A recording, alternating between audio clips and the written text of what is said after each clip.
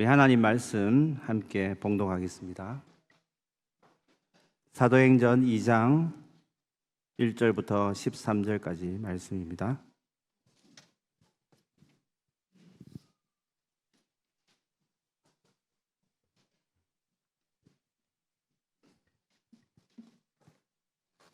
사도행전 2장 1절부터 13절까지 한 절씩 교독하시겠습니다. 오순절 날이 이미 이르매 그들이 다 같이 한 곳에 모였더니 호련히 하늘로부터 급하고 강한 바람소 같은 소리가 있어 그들이 앉은 온 집에 가득하며 마치 불의 혀처럼 갈라지는 것들이 그들에게 보여 각 사람 위에 하나씩 임하여 있더니 그들이 다 성령의 충만함을 받고 성령이 말하게 하심을 따라 다른 언어들로 말하기를 시작하니라. 그때에 경건한 유대인들이 천하 각국으로부터 와서 예루살렘에 머물러 있더니 이 소리가 나매 큰 무리가 모여 각각 자기의 방언으로 제자들이 말하는 것을 듣고 소동하여 다 놀라 신기하게 여겨 이르되 보라 이 말하는 사람들이 다 갈릴리 사람이 아니냐. 우리가 우리 각 사람이 난 곳 방언으로 듣게 되는 것이 어찌 됨이냐. 우리는 바데인과 메데인과 엘람인과 또 메소포타미아, 유대와 갑바도기아, 본도와 아시아, 부르기아와 밤빌리아, 애국과 및 구레네에 가까운 리비아, 여러 지방에 사는 사람들과 로마로부터 온 나그네 곧 유대인과 유대교에 들어온 사람들과 그레데인과 아라비아인들이라 우리가 다 우리의 각 언어로 하나님의 큰 일을 말함을 듣는도다 하고 다 놀라며 당황하여 서로 이르되 이 어찌 된 일이냐 하며 함께 읽습니다. 또 어떤 이들은 조롱하여 이르되 그들이 새 술에 취하였다 하더라. 아멘. 우리 양옆으로 보면서 함께 인사하겠습니다. 잘 오셨습니다.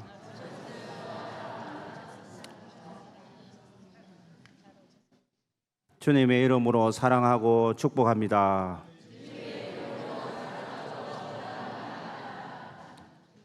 할렐루야. 아멘. 오늘 제목을 한번 같이 읽겠습니다.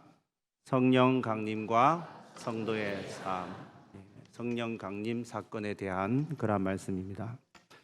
예수님의 삶을 우리가 간단하게 요약하면 성령 충만의 그러한 삶이었다라는 것입니다. 예수님은 이 땅에 성육신 하실 때도 성령으로 잉태되셨고 성령의 말씀을 따라 귀한 사역을 하셨습니다. 성령의 이끌림을 받아 광야에서 40일 동안 금식하시고 또 기도하시고 또 사탄 마귀의 시험을 다 깨부수고 이기셨다라는 것입니다. 뿐만 아니라 성령의 능력에 사로잡혀서 갈릴리 사역, 예수님이 처음 사역하신 곳이 갈릴리 지역인데요.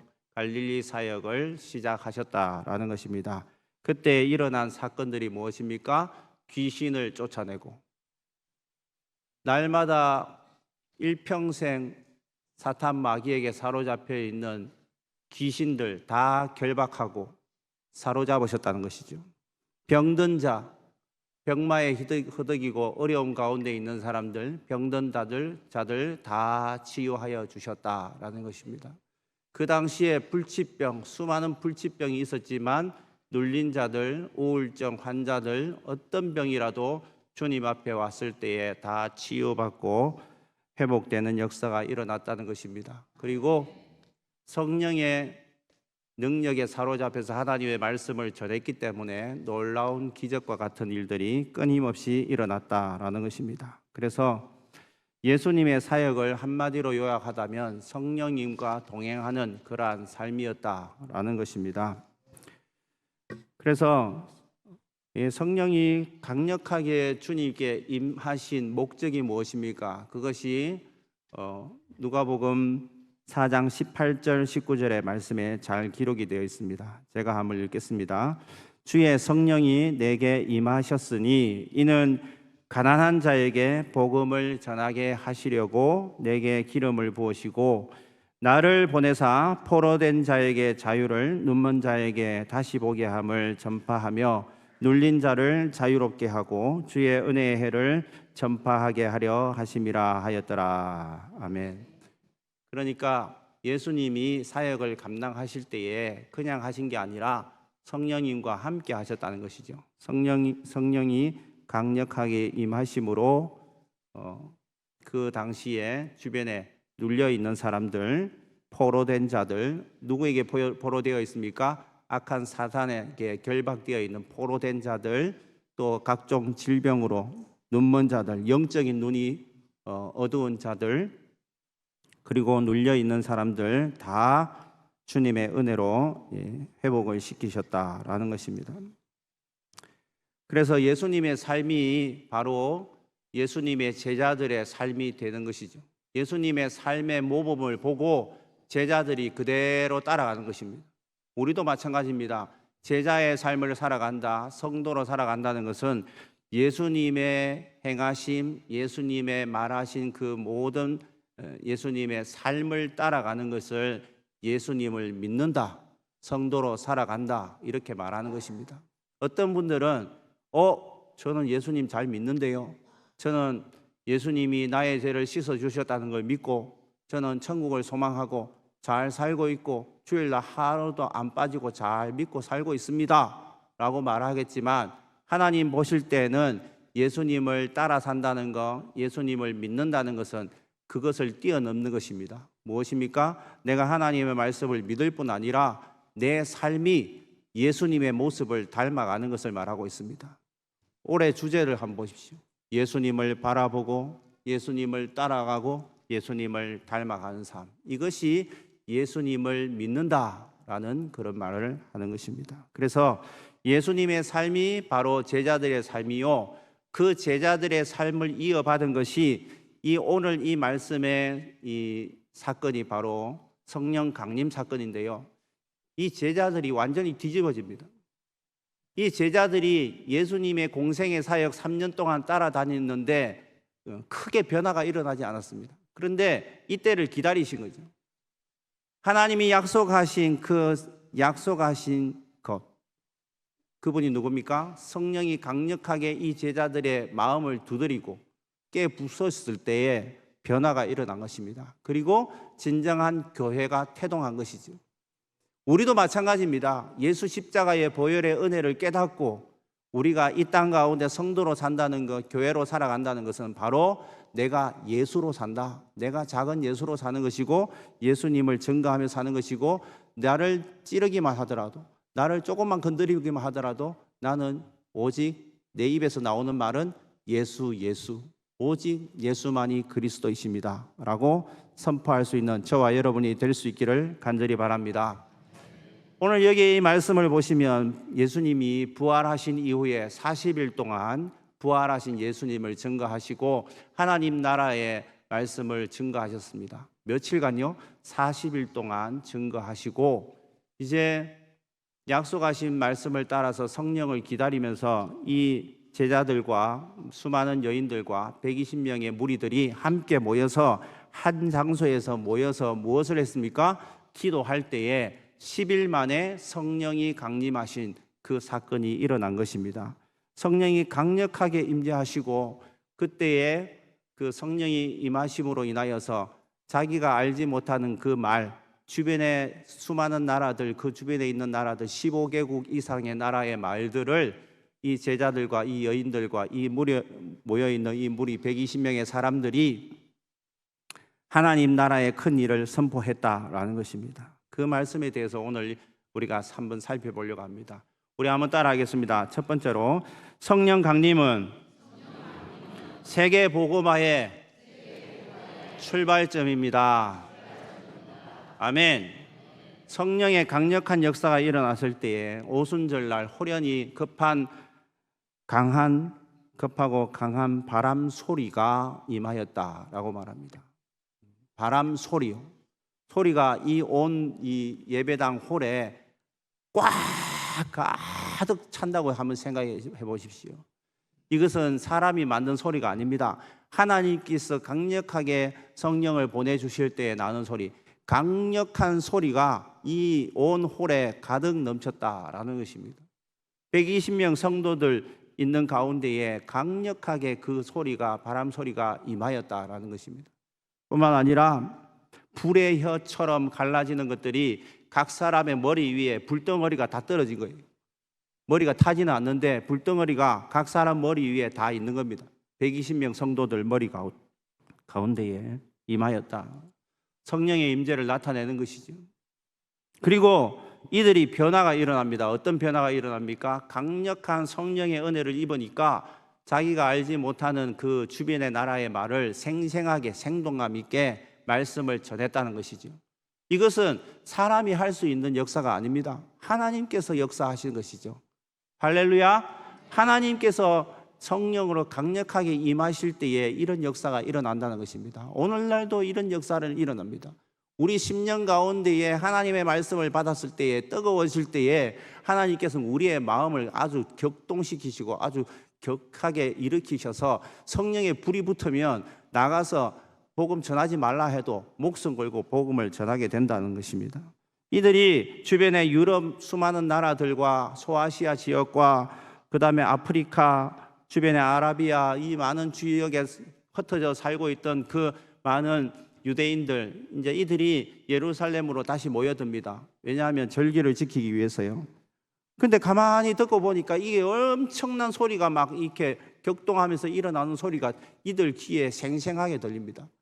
사람이 가만히 듣다가 그냥 웅성웅성 하는 소리 들리면 무슨 말인지 집중이 되지 않지만 이들 속에 자기 나라 언어로 신기하네. 어떻게 저 사람들은 대부분 다 갈릴리 사람들인데 어떻게 우리나라 말을 알지? 어떻게 아라비아 말을 알지? 어떻게 내가 유럽에 살고 있는데 유럽의 그 나라 말을 하지? 라고 지금 너무나 놀라움에 그만 길이 없다는 것이죠. 그래서 그들이 하고 있는 말이 그냥 이렇게 알지 못하는 그런 말을 하는 것이 아니라 예수 그리스도의 십자가, 예수님의 십자가 죽으심, 무엇 때문에 예수님이 죽으셨는가, 무엇 때문에 예수님이 부활하셨는가에 대해서 생생하게 하나님의 큰 일을 증거했다는 것입니다. 할렐루야. 이들이 알지 못하는 그 나라의 말로 이 갈릴리 사람들이 즐겨 사용하던 그 언어가 아니라 다른 나라 말로 하나님의 말씀을 증거했다는 것입니다. 생명의 복음을, 예수 십자가의 보혈, 생명의 부활, 이 모든 사건들을 생생하게 그들의 입을 통하여 다른 나라 언어로 말을 했다라는 것입니다. 이 말을 하게 되면 주변의 사람들이 어떻게 일어날까요? 이 사람들은 이제 예루살렘에 왔다가 절기를 지키고 나서 다시 돌아갈 것이지 않습니까? 자기가 살고 있는 그 현지로 다시 돌아갑니다. 돌아가서 뭐라고 할까요? 그냥 가만히 있습니까? 어떻게 할까요? 그 놀라운 기적과 같은 일들을 보았다. 불덩어리가 다 머리 위로 다 떨어지는 걸 보았다. 급하고 강한 바람 소리가 나는 것을 보았다. 내가 알지 못하는 그 사람들은 갈릴리 사람들인데 그들이 요즘도 그렇잖아요. 선교사님들이 현지 언어를 익히는데 좋게 2년 정도, 2해가 가야 된다고 하지 않습니까? 왜냐하면 그냥 말로만 익히는 것이 아니라 몸으로 그 나라 풍습과 문화와 이런 것들을 이해해야지 다 체득하고 그리고 그 나라 말을 이렇게 능숙하게 말을 할 수 있다는 것이죠. 아무리 언어적인 감각이 뛰어나고 아주 큰 어떤 은사를 받았다 하더라도 최소 몇 개월이 걸려야지만이 그 한 나라의 언어를 사용할 수 있다고 하죠. 그런데 이 놀라운 광경은 일시에 어린아이로부터 어른들, 할머니들, 할아버지들 그 자리에 모여있는 남녀노소 불문하고 많은 사람들이 그 말을 했다는 것입니다. 아주 어린 자녀들부터 어른들에게까지 다 같이 했다는 것이죠. 이것이 바로 성경 말씀이 이루어진 사건이라는 것입니다. 우리가 잘 알고 있는 사도행전 1장 8절 말씀을 우리가 눈을 감고 한번 외워보도록 하겠습니다.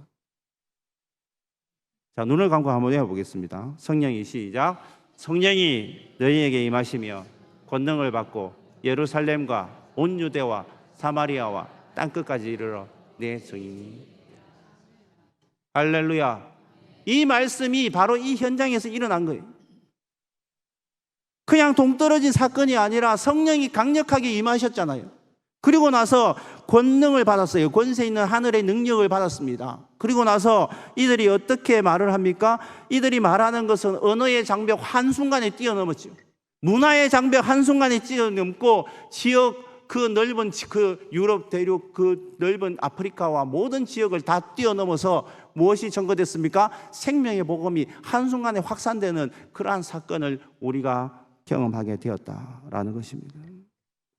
그러므로 인하여서 이 성령 강림 사건은 한순간에 폭발적으로 이 주변의 많은 나라들에게 하나님의 생명의 복음이 전거되는 획기적인 사건이었다라는 것입니다. 이런 엄청난 사건을 보면서도 대부분 사람들이 놀라고 너무나 엄청난 사건을 보고 놀라지만 주변의 많은 사람들 중에 정신 나갔다고 생각하는 사람이 있습니다.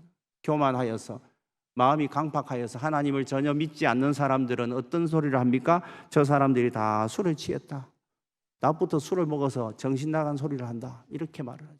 오늘날도 똑같습니다. 오늘날도 우리가 복음을 전하는 현장에 나가면 지금 헛소리하고 있네. 예수가 어디 있느냐? 천국이 어디 있느냐? 지옥이 어디 있느냐? 죽으면 다 그냥 끝나는 것이지.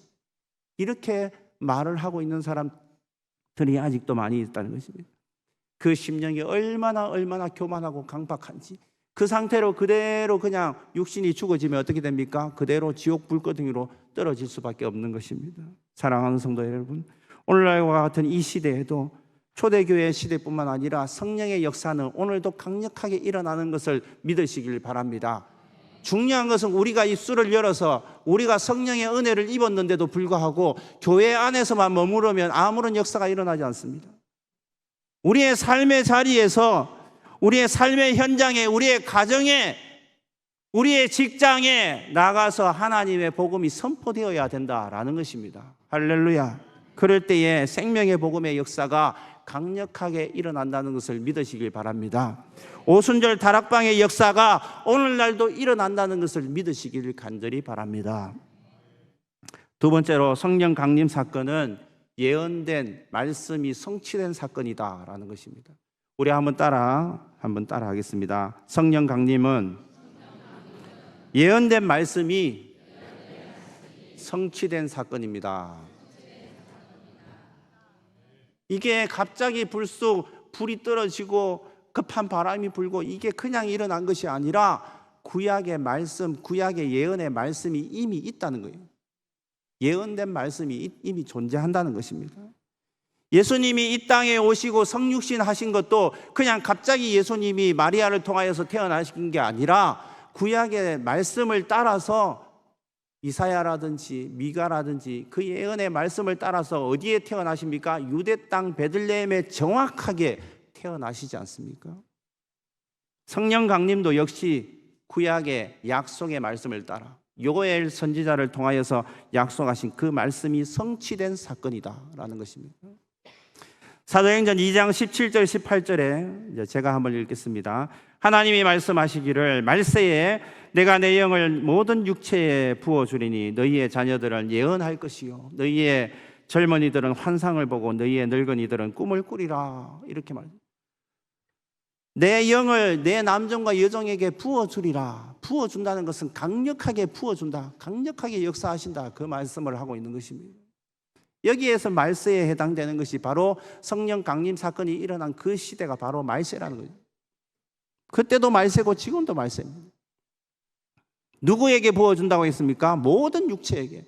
여기서 모든 육체라는 것은 어린 아이로부터 모든 세대를 아우러서 다 모든 육체들에게 다 부어주겠다, 이런 말씀입니다. 그러니까 그 성령이 임하시니까 자녀들이 예언한다. 이 말은 뭡니까? 자녀들은요 경험도 부족하고 지식도 부족하고 하나님을 제대로 아직도 알지 못해요. 그런데 이들에게 성경적인 가치관을 하나님께서는 심어주신다는 거예요. 강력하게요. 젊은이들은 어떻게 지냅니까? 정욕과 쾌락 가운데에 분명한 인생의 목표를 발견하지 못하고 어떤 방향으로 살아가야 될지를 모르는 그들에게 성령의 강력한 임재로 말미암아 이들이 변화가 일어난다는 것입니다. 어떤 방향으로 살아가야 될 것인가? 예수 십자가 보혈의 은혜를 입고 성령의 강력한 임재를 경험하게 되면 분명한 방향이 결정이 된다는 겁니다. 지금도 하나님의 약속의 말씀을 믿는 자들에게는 이런 일이 일어나지만 믿지 않고 방황하고 하나님을 알지 못하고 하나님을 배척하고 하나님을 밀어내는 자들에게는 이런 역사가 일어나지 않는 것입니다.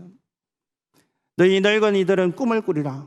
늙은이가 이제 몸이 연약해지고 병이 많아지고 쇠약해지면 어떻습니까? 근심 걱정이 많아지고 모든 것들이 무기력해지고 약해집니다. 슬픔이 많아지고 울음이 많아지고 절망 가운데 있는 우리 어르신들, 이들에게도 하나님께서는 강력하게 임하여서 천국의 소망을 갖게 하신다. 할렐루야. 그러니까 이 모든 세대를 아우러서 10대, 20대, 30대, 40대 할 것 없이 60대, 70대, 80대, 100세까지 이 모든 세대를 아우러서 일어난 사건이 바로 성령 강림 사건이라는 것입니다. 남녀노소 불문하고 하나님의 때에, 하나님이 계획 가운데에, 하나님의 섭리 가운데에 이 때에 강력하게 임한 사건이 바로 성령 강림 사건입니다. 이 말씀이 바로 약속이 성취된 사건이라는 것입니다. 하나님의 말씀은 1.1획도 변함없이 반드시 성취된다는 것을 믿으시길 바랍니다. 마태복음 5장 18절 말씀에 보니까 천지가 없어지기 전에는 율법의 1.1획도 결코 없어지지 않고 다 이루리라. 할렐루야. 오늘도 하나님의 말씀, 기록된 이 말씀은 한 말씀도 빠짐없이 다 이루어진다는 것을 믿으시기 바랍니다. 아직 안 이루어진 게 있죠. 무엇입니까? 예수님이 다시 오신다. 마라나타, 예수님이 재림하신다라는 것을 성경에 수없이 말씀하고 있는데 그 말씀은 한 번만 말씀하셔도 이루어질 것인데 하나님께서는 1518번 성경 말씀을 통하여서 이곳저곳에서 다 기록을 해 놓으셨습니다. 반드시 오신다는 말씀입니까? 안 오신다는 말씀입니까? 오신다. 반드시 오신다. 사랑하는 성도 여러분, 약속의 말씀을 신뢰하고 우리의 각 연령에 맞게 내가 50대면 50대, 내가 70대이면 70대, 누구에게나 성령의 하나님의 강력한 은혜를 입은 사람들은 말씀을 선포할 수 있는 능력을 주셨음을 믿으시길 바랍니다. 속으로 저는 못하는데요, 저는 말도 못해요, 말 안 해도 됩니다. 가서 기도하시고 가서 손잡아 주시고 울어주시고 기도하시고 들어주시면 돼요.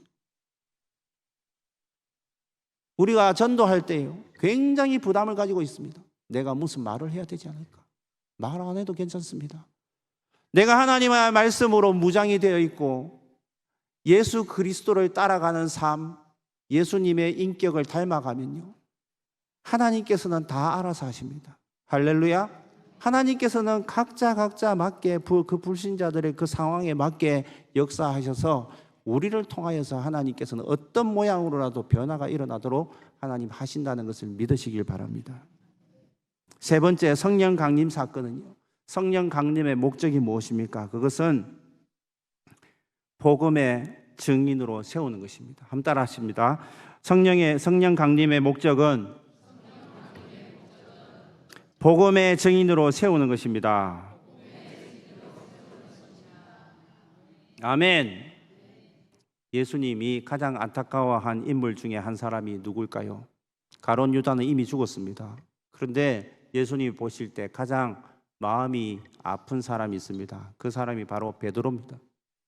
베드로는 수제자이면서 예수님을 3번이나 부인했던 사람이죠. 3번이나요. 한 번 부인한 것도 아니고. 그런 인간을 철저하게 베드로가 아닌 게바, 베드로가 아닌 시몬으로 살았던 이 베드로를 진정한 베드로가 되게 하시죠. 베드로는 반석이지 않습니까? 반석 같은 믿음으로 주님께서는 철저하게 훈련시키시고 변화가 일어나게 하십니다. 어떤 변화가 일어납니까? 예수님이 공생의 사역 때 수없이 가르쳐 주셨습니다. 여러 가지 모양으로 가르쳐 주셨는데 아직도 깨닫지 못해요. 부활하시고 나서도 또 예수님이 사랑하신다는 것을, 예수님이 이 베드로를 사랑하신다는 것을 깨닫게 해주시죠. 변화가 일어나고 나서 나중에 어떻게 됩니까? 이 베드로가 진정한 베드로의 역할을 감당할 수 있었던 것은 바로 성령 강림 사건이라는 것이죠. 성령의 강력한 역사가 일어났을 때 그 인격이 완전히 변화가 되고 그렇게 조급하고 그렇게 불안해하던 이 베드로가 변화가 일어납니다. 어떻게 변합니까? 강력한 변화가 일어나요. 어떤 변화입니까? 담대해지는 것이죠. 담대하니까 누구를 만나든지 사내들인 공회 앞에서든 누구든지 아무리 그 시대에 강한 기득권을 형성하고 있는 사람이든지 목숨 걸고 하나님 복음을 전하게 된다는 것입니다. 그 말씀 가운데 22절을 보십시오. 이 베드로가 강력하게 변하니까 깨닫게 되는 거예요. 성령께서 깨닫게 해주십니다. 성령께서요, 예수님이 하신 말씀이 베드로가 그전에는 제대로 깨닫지지 않았어요. 그런데 성령이 깨닫게 해주십니다. 깨닫고 나니까 이 베드로가 변화가 일어나니까 뭐라고 말합니까? 모든 것이 하나님이 하신 거다. 22절을 보십시오. 오늘 본문 뒤에 보시면 22절에 하나님께서 나사렛 예수로 큰 권능과 기사와 표적을 너희 가운데서 베푸사 너희 앞에서 증언하셨다. 누가 하셨다고요? 하나님께서 하셨다고. 하나님께서 나사렛 예수를 권능과 기사와 표적을 베풀게 하셨다. 그 다음에 23절을 보십시오. 하나님께서 정하신 때가 되어서 미리 아신 대로 내주셨다. 왜 내주셨습니까? 죄인들을 살리기 위하여서 십자가에 못 박아 죽도록 내어주셨다고요. 누가요? 하나님께서 내어주셨다고요. 예수 그리스도를. 24절을 보십시오. 내어주실 뿐 아니라 하나님께서는 예수님을 사망 권세 그 고통에서 풀어 살려주셨다. 부활시켜 주셨다. 모든 것이 하나님께서 하셨다는 겁니다. 이것이 어떻게 깨달아집니까? 베드로가 변화가 일어나고 성령의 은혜를 입으니까 깨달아지는 것이죠. 33절을 보십시오. 하나님이 오른손으로 예수를 높이시매 그가 약속하신 성령을 아버지께 받아서 너희가 보고 듣는 이것을 부어주셨다. 성령 강림 사건 역시도 하나님께서 하신 것이다 라는 것입니다. 36절 끝부분을 보십시오. 너희가 십자가에 못 박은 이 예수를 하나님이 주와 그리스도가 되게 하셨다. 너희가 십자가에 못 박아 죽인 이 예수, 너희는 살인자야. 너희가 십자가에 못 박아 죽였어. 그런데 그분을 하나님께서 주와 그리스도가 되게 하셨다. 이렇게 사도 바울이 강하고 담대하게 선포했다는 것입니다. 사랑하는 성도 여러분, 우리도 마찬가지입니다. 왜 이 시대에 우리를 나같은 죄인, 나같이 하나님 보실 때에 연약하고 죄 많고 살인자와 같이 엉망진창이고 수많은 사람들을 미워하고 정죄하고 거짓말하고 욕설하고 더럽기 짝이 없는 나를, 왜 나를 살리셔서, 왜 나를 부르셔서 우리를 하나님 자녀 삼아 주셨는가? 그것을 여러분이 기억해야 됩니다. 우리가 살아가는 이 성도의 삶이라는 것은 그냥 내가 잘 먹고 잘 살고 주일날 되면 꼬박꼬박 예배 드리고 그냥 조용히 기도하고 성경 좀 읽고 하는 정도를 말하는 게 아닙니다. 성도의 삶이라는 것은 사도 베드로가 변화된 것처럼 성령의 강력한 은혜를 입은 자들이기 때문에 저와 여러분들은 다 성령의 은혜를 입은 자들이지 않습니까? 성령을 통하지 않고서는 내가 그리스도를 주라고 고백할 수 없습니다. 고린도전서 12장 3절 말씀에 기록되어 있지 않습니까? 우리는 다 성령의 은혜를 입은 사람들이기 때문에 성령께서는 깨닫게 하십니다. 내가 어떻게 살아가야 될지를 방향을 결정하시고 깨닫게 해주신다고요. 요한복음 14장 26절을 같이 읽도록 하겠습니다. 요한복음 14장 20절 큰 소리로 시작.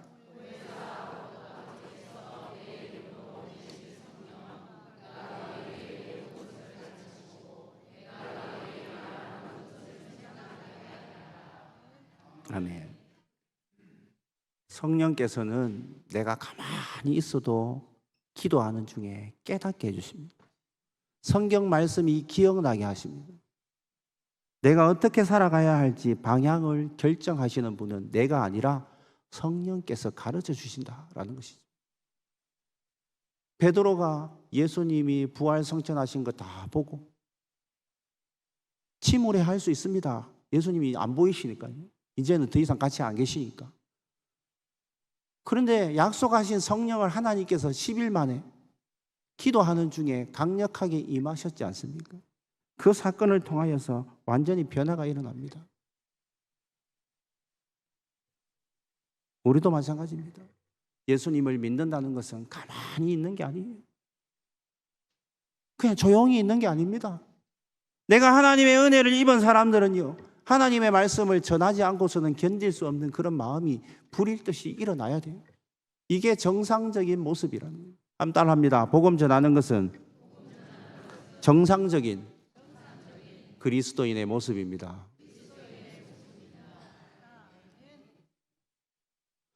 기도하는 거, 말씀 읽는 거, 예배 드리는 거, 전도하는 거, 이게 정상적인 모습이거든요. 주일날 되면 예배 빠지고 주중에도 기도하지 않고 말씀도 읽지 않는 거 비정상적인 그리스도입니다. 전도하지 않은 것은 비정상이에요. 비정상이라고요. 마음에 꽂히시길 바랍니다. 전도 안 하시는 분들은 회개해야 돼요. 왜요? 전도는 명령입니다. 누구의 명령입니까? 하나님의 명령이에요. 때를 얻든지 못 얻든지 전도하지 마라. 이렇게 했습니까? 전도하라고. 복음 전하라고요. 왜 우리를 그렇게 살려주셨습니까? 왜 오늘 우리가 생명을 유지하고 예배 드릴 수 있고 기도할 수 있고 먹고 마실 수 있습니까? 그것은 하나님이 나에게 은혜를 주셨기 때문에. 그냥 먹고 마시고 그냥 잠을 잘 자라, 직장생활 잘해라, 그 정도를 위해서 여러분을 오늘도 살려주신 게 아니라 우리의 사명이 무엇입니까? 목숨 걸고 마지막 그날까지, 주님 만나는 그날까지, 내가 주님 앞에 서는 그날까지 복음 전하라고요. 십자가의 복음을 우리에게 허락하여 주신 것은, 나를 살려주신 것은 복음 전하라고 우리를 살려주셨다. 베드로전서 3장 15절 우리 같이 읽겠습니다. 3장 15절 시작. 너희 마음에 그리스도를 주로 삼 거룩하게 하라. 너희 속에 있는 소망에 관한 이유를 묻는 자에 대답할 것을 항상 준비해. 온유와 두려움. 전도할 때 정말 무식하게 말하는 분들 있잖아요. 우리 교회 오세요. 그냥 잡아 죽일 듯이 우리 교회 오세요. 인격을 갖추어서, 우리는 고상한 인격을 갖췄지 않습니까? 예수 믿는 사람은 아주 고상해야 됩니다. 아주 점잖하고 젠틀해야 됩니다. 온유함과 겸손함, 두려움, 이것이 있어야 돼요. 뭐라고요? 온유함. 하나님 앞에 온유하다는 것은 내가 엄청난 능력을 하나님께서 주셨지만 부드럽게 말을 해야 돼요. 부드럽게. 겸손하게. 또 어떻게 해야 됩니까? 두려움으로 해야 돼요. 두려움이라는 것은 하나님이 보고 계십니다. 하나님 앞에 하나님을 경외하는 마음으로 그들을 품고 사랑으로 전도해야 된다라는 것입니다. 이제 말씀을 맺도록 하겠습니다. 사랑하는 성도 여러분, 우리가 성령 충만하다, 성령의 은혜를 입었다는 것은 내가, 한번 따라합니다. 가슴에 손을 얹고 내가 베드로처럼, 제자들처럼, 믿음의 선진들처럼 복음 전해야 됩니다. 무슨 복음을 전합니까? 베드로가 했던 말을 그대로 해도 됩니다. 제가 그대로 전해 드릴게요. 베드로가 설교를 해요. 베드로 설교는 바로 전도입니다. 전도 설교거든요. 뭐라고 설교합니까? 나 같은 죄인, 나같이 찌질한 인생, 베드로같이 이렇게 찌질하고 예수님을 배반 배신 여러 번 했던 이 나 같은 죄인을 살리기 위하여서 예수님을 내어주셨다, 하나님께서. 그리고 하나님께서는 사망 권세 고통 가운데 깨부서시고 부활하게 하셨다. 이거는 말할 수 있잖아요. 나 같은 죄인을 살리기 위하여서 예수님을 내어주시고 하나님께서는 그 예수님을 사망 권세에서 3일 만에 부활하게 하셨다. 이 말 못하십니까? 하실 수 있잖아요. 이 말씀을 하시길 바랍니다. 전도하십시오. 하나님께서 예수님을 높이셨고 하나님께서 약속하신 성령을 보내주셨다. 오늘 들었지 않습니까? 그대로 하십시오. 말씀을. 저는 말 못하는데요. 그런 게 어디 있습니까? 왜 못합니까? 설교를 수천 번을 들었는데 왜 못합니까? 내가 안 하려고 하니까 못하는 거죠. 말할 수 있습니다. 할렐루야. 내가 하려고 하면 안 돼요. 성령께서 도와주시면 하실 수 있습니다. 하나님께서 성령을 보내주셨고 약속하신 성령을 보내주셨고 나 같은 죄 내가 십자가에 못 박아 죽인 그 예수를 주와 그리스도가 되게 하셨다. 이것이 베드로가 설교한 내용이고 생명의 복음의 핵심입니다. 저와 여러분도 이렇게 복음 전할 수 있기를 간절히 바랍니다. 기도드리겠습니다. 하나님 아버지, 고아와 같은 저희들을 버려주지 아니하시고 함께하여 주심을 감사합니다.